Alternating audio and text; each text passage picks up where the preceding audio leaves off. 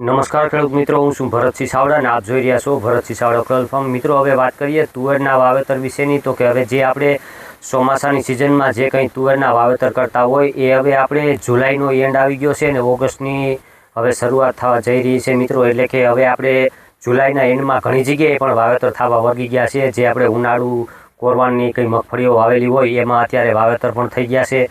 અને જે હવે આપણે જુલાઈમાં મગફળીના વાવેતર કર્યા છે એ મગફળીને 20-22 દિવસો સમય થઈ ગયો છે.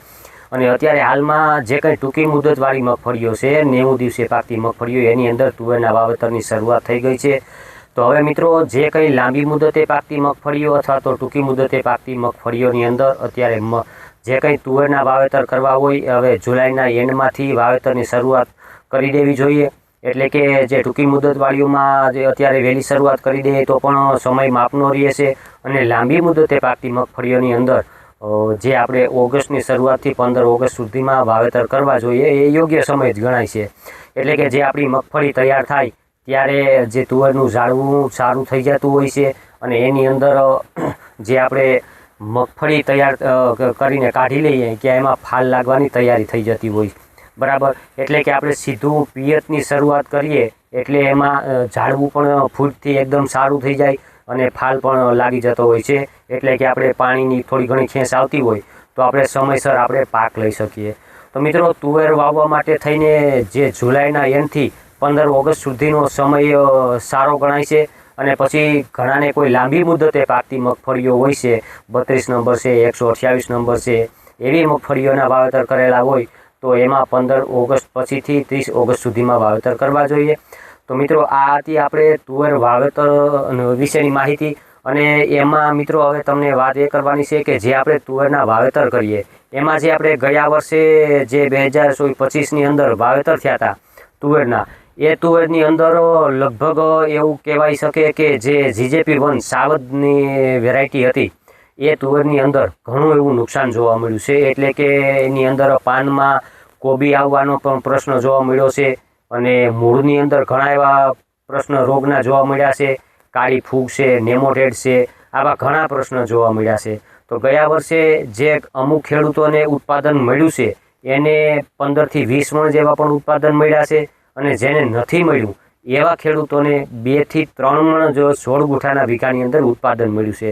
તો ખાસ કરીને મિત્રો, જે આપણે ઉપડાતળી 2-3 વખત વાવેતર થયા હોય તુવેરના તો આપણે પાક ફેરબદલી કરવું જોઈએ. અથવા તો જે કંઈ આપણે તુવેરનું જ વાવેતર કરવું હોય તો પછી આપણે તુવેરની વેરાયટીમાં ફેરફાર કરવો જોઈએ. લાંબી મુદતે પાકતી 160-70થી 80 દિવસે પાકતી વેરાયટી હોય એને ચેન્જ કરી અને 145થી 160 દિવસે પાકતી વેરાયટીઓ વાવવી જોઈએ. એટલે કે જેમ આપણે મગફળીની અંદર લાંબી મુદતે પાકતી જાતો અને ટૂંકી મુદતે પાકતી જાતો જેમ વાવીએ છીએ એમ ટૂંકી મુદતે પાકતી કોઈ પણ વેરાયટી પસંદ કરવી જોઈએ. અને જે કંઈ વેરાયટી તમે પસંદ કરો એ આપણા એરિયાની અંદર વાતાવરણ અનુકૂળ આવતું હોય અને રોગપ્રતિકારક શક્તિ સારી હોય અને કોઈ પણ જાતના રોગ ન આવતા હોય એવી વેરાયટી પસંદ કરવી. એટલે જેથી કરીને આપણો પાક નિષ્ફળ ન જાય.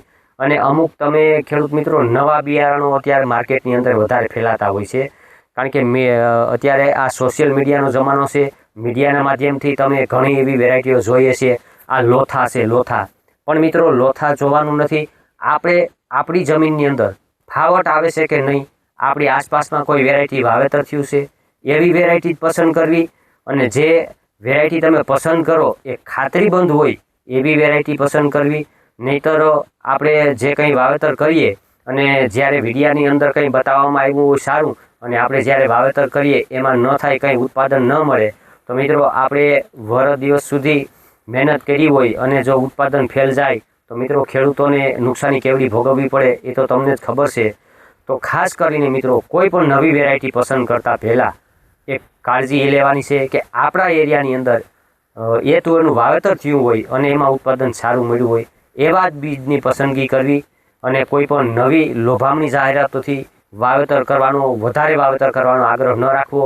હા, તમને કોઈ પણ નવું બિયારણ જોવા મળે તો એની અંદર તમે જે રીગલી વાવતા હોય એ તુવેર વાવી અને એની સાથે 1 થી 2 કિલો વાવેતર કરી અને તમે ટ્રાયલ લઈ શકો કે તમારા પડાની અંદર કેવું ઉત્પાદન મળે, વધારે ઉત્પાદન મળે અને સારી વેરાયટી દેખાય તો આવતા વર્ષે તમે વધારે વાવેતર કરી શકો।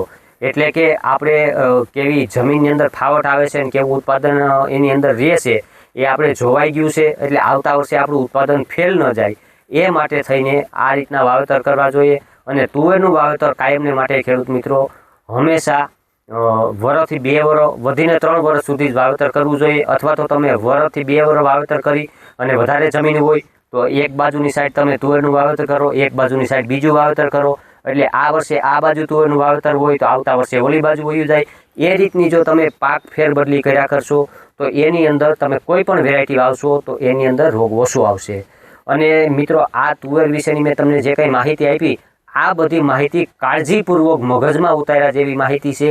એટલે કે જેથી કરીને આપણો પાક નિષ્ફળ ન જાય। એટલે મિત્રો આ રીતની તમે કાળજી રાખજો એટલે જેથી કરીને કંઈ આપણે નુકસાની ભોગવવાનો વારો ન આવે। તો મિત્રો આ માહિતી તમને સારી લાગી હોય તો આપણી ચેનલને સબસ્ક્રાઈબ કરી લાઇક કરીને તમામ ગ્રુપમાં શેર કરજો। અને ફેસબુક ઉપરથી જોતા હોય તો ફોલો કરવાનું ભૂલતા નહીં।